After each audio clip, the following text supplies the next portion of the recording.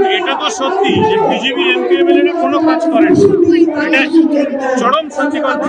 নদিয়াবাসীর জন্য বিগত 5 বছরে কোনো কাজ হয়নি, আর সময় এসেছে মানুষের জন্য কিছু কাজ। নমস্কার, বলে আপনাদের সকলকে জানাই স্বাগত। নির্বাচনের প্রাককালেই দেখা যায় যে দল বদলের হাওয়া প্রত্যেকটি দলকেই পশ্চিমবঙ্গের ক্ষেত্রে বিজেপি হোক কিংবা তৃণমূল, সেই দলের আমরা দেখতে পেয়েছি বিগত কয়েকদিন আগে দেখা গেল তাপস রায়কে বিভিন্ন জল্পনার সৃষ্টি হয়েছিল এবং গতকাল বিজেপিতে যোগদান করেছে, এবং তারপর থেকে তৃণমূলের অভ্যন্তরেও একটি বার্তা শোনা যাচ্ছিল যে এরপর তাহলে বিজেপির ঘর ভাঙিয়ে তৃণমূলে কি আসতে চলছে।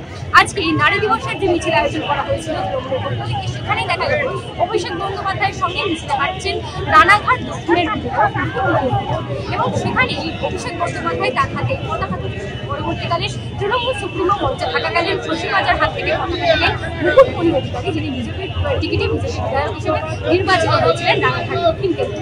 এবার তারই সঙ্গে কথা বলে আমরা জেনে নিচ্ছি ঠিক কি কারণে তিনি দল বদল করলেন এবং তারই সঙ্গে আগামী দিনে কি প্ল্যানিং রয়েছে তার দলের।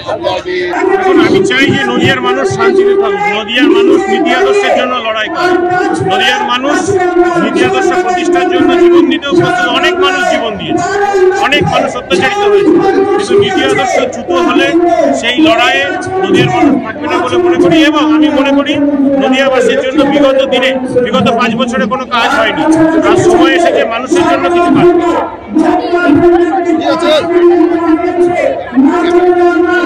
সে বিষয়ে আমার কোনো আইডিয়া নেই, আমি মানুষের জন্য কাজ করতে চাই এইটুকু কথা।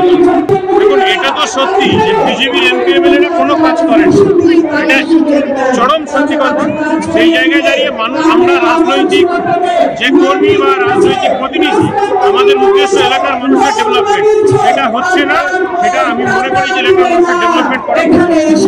বিজেপির টিকিটে জয়ী প্রার্থী মুকুট মণি অধিকারী বিধায়ক হয়েছেন। তিনি জানালেন যে বিজেপি দলের অভ্যন্তরে নীতির অভাব রয়েছে এবং তারই সঙ্গে একাধিক অভিযোগ আরোপিত করে বিজেপিকে তিনি ছেড়ে এসেছেন এবং তারই সঙ্গে আমরা দেখেছি তাপস রায় বর্ষিয়ার নেতৃত্বেন বিজেপির করে এবং তারই সঙ্গে এখন বিজেপিরও ঘর ভাঙিয়ে দেখা গেল তৃণমূলের অভ্যন্তরে চলে এলেন মুকুট মণি। আগামী দিনে শোনা যাচ্ছে রানাঘাটের একটি জায়গা থেকে, একটি আসন থেকে তাকে প্রার্থী যদিও এখন শীর্ষ নেতৃত্বের থেকে এমন কোন রকম বার্তা, তবে এই জল্পনা কিন্তু আপনাদের সামনে তুলে দিল মুকুট মণি অধিকারী বার্তা। ক্যামেরায় প্রিয়াঙ্কার সঙ্গে